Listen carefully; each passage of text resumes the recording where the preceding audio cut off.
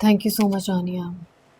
जिस तरह आपने मेरी हेल्प की, मुझे सपोर्ट किया, मैं शायद ये एहसान आपका कभी ना चुका सकूं। नहीं नहीं, मैंने तो सिर्फ अपना काम किया है। सपोर्ट तो तुम्हारी अम्मी ने तुम्हें किया है। इन्हीं की वजह से तो तुम कामयाब हो गए हो। औरत जब घर पे मजबूत होती है ना, तो वो बाहर बड़ी से बड़ी जंग लड़ सकती है।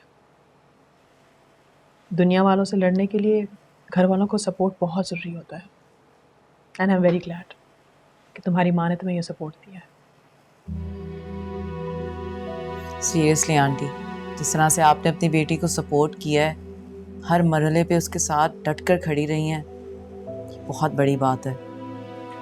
आजकल के पेरेंट्स का तो ये मानना है कि लड़की के घर पे हालात जैसे मर्जी हो, उसको सेपरेशन के बारे में नहीं सोचना चाहिए।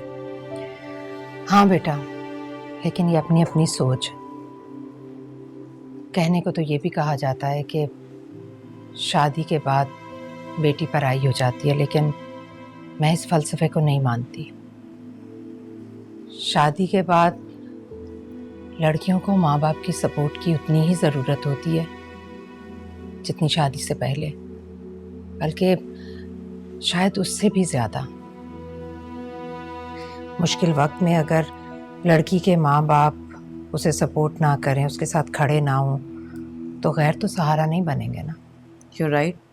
लड़की के घर वाले ही उसे मजबूत या कमज़ोर बनाते हैं। अगर लड़की के घर वाले बहुत ज़्यादा सपोर्टिव हों तो फिर she can take on the world. लेकिन अगर उसके घर वाले ही उस पर इतनी ज़्यादा तनकीद करें तो वो तो फिर कमज़ोर ही फील करेगी ना। आई एम वेरी ग्लैड कि आपकी ये सोच है। बस अल्लाह करे बाकी माँ बाप इसी तरह सोचने लग जाएं,